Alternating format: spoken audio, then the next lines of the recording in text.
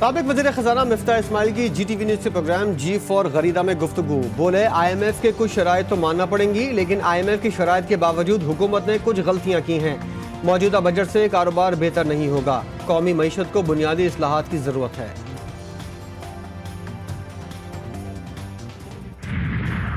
तशद्दुद के शिकार बाप की फरियाद सुन ली गई। कराची के इलाके सच्चल में ज़ईफ वालिद पर हाथ उठाने वाला बदबख्त बेटा हसन गिरफ्तार, मुकदमा दर्ज कर लिया गया। बिजली चोरी रोकने और वसूलियों के लिए हुकूमत का बड़ा फैसला। ISI, MI और दीगर अफसरान पर मुश्तमिल डिस्को सपोर्ट यूनिट कायम किया जाएगा। पहले मरहले में मुल्तान इलेक्ट्रिक सप्लाई कंपनी में यूनिट कायम होगा। पावर डिवीजन ने समरी काबीना कमेटी बराए तवानाई को भेज दी, कल मंजूरी मुतवक्के।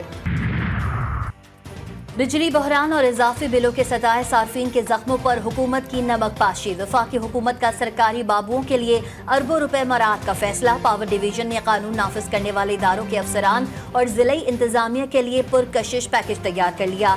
बिजली चोरी रोकने में नाकाम तकसीम कार कंपनियों के अफसरान और अमले को भी करोड़ों रुपए मिलेंगे।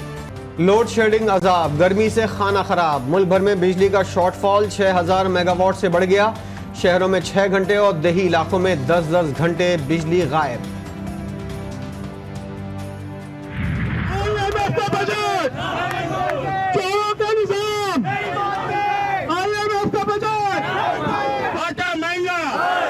पेट्रोल महंगा, बिजली महंगी, सब कुछ महंगा। इस्लामाबाद में बिजली के बिलों में इजाफे के खिलाफ ऑल पाकिस्तान अंजुमन ताजरान का एहतजाज।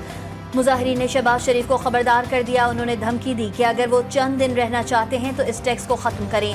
टैक्स नहीं खत्म किया गया तो वजीर आजम हाउस का घेराव और शटर डाउन हड़ताल करेंगे। सदर अंजुमन ताजरान का कहना था कि 15 लाख लोग मुल्क से बाहर चले गए।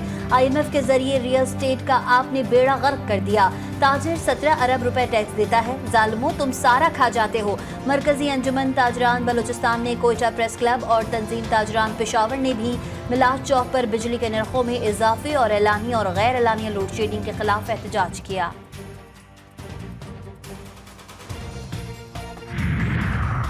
बिजली बिलों और टैक्सेस में कमी के लिए 12 जुलाई को इस्लामाबाद में धरने का ऐलान। जमात इस्लामी का मुल्कगीर हड़ताल पर गौर। हाफिज नईमुर रहमान कहते हैं जालिमाना बजट देने पर हुकूमत को कोई शर्मिंदगी नहीं। इतने बिल आ गए हैं कि लोग अपनी जरूरियात की अशिया और खवातीन जेवरात बेचने पर मजबूर हैं। वज़ीर आज़म बड़े फख्र से कहते हैं कि IMF के कहने पर बजट बनाया। मखसूस नशिस्तों के केस में गैर आईनी काम हुआ तो उड़ा देंगे। चीफ जस्टिस के रिमार्क। सुप्रीम कोर्ट ने 2018 और 24 में मखसूस नशिस्तें अलॉट करने का फार्मूला तलब कर लिया। जस्टिस आयशा मलिक ने कहा कि फार्मूला तो इलेक्शन कमीशन के हाथ में है, जिसे चाहे आज़ाद उम्मीदवार बना दे। जस्टिस मंसूर ने रिमार्क्स दिए कि अदालत चाहती है किसी को कम या ज्यादा सीटें ना चली जाएं, जिस सियासी जमात का जो हक है उसे मिले।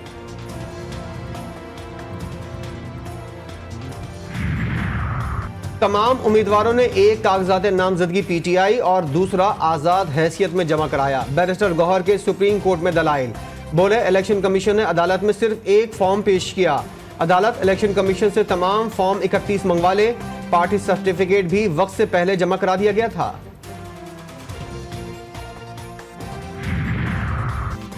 जमीयत उलमा इस्लाम ने इंतखाबात और मखसूस नशिस्तों पर इलेक्शन कमीशन के मौक़िफ़ को दुरुस्त करार दे दिया। वकील कामरान मुर्तज़ा ने कहा कि उनकी जमात इलेक्शन कमीशन के मौक़िफ़ की हामी है। जस्टिस जमाल मंदुखेल ने सवाल किया कि यानी आप कह रहे हैं इलेक्शन कमीशन ने ठीक काम किया? कामरान मुर्तज़ा ने हंसते हुए जवाब दिया कि जी हाँ।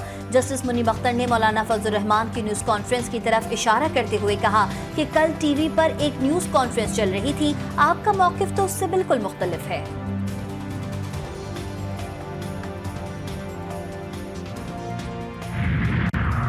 PTI की कोर कमेटी का इजलास। JUI की जानिब से इलेक्शन कमीशन के वकील की हिमायत पर शदीद तहफ़्फ़ुज़ात का इजहार।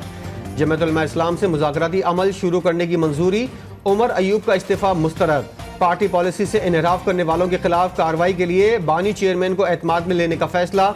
बैरिस्टर गौहर कहते हैं पार्टी में कुछ डिसिप्लिन के मामला ज़रूर होते हैं, जमात में धड़ेबंदी या फॉरवर्ड ब्लॉक नहीं। शिबली फराज ने कहा पार्टी मुत्तहिद है, 3-4 लोगों ने उधम मचाया हुआ है।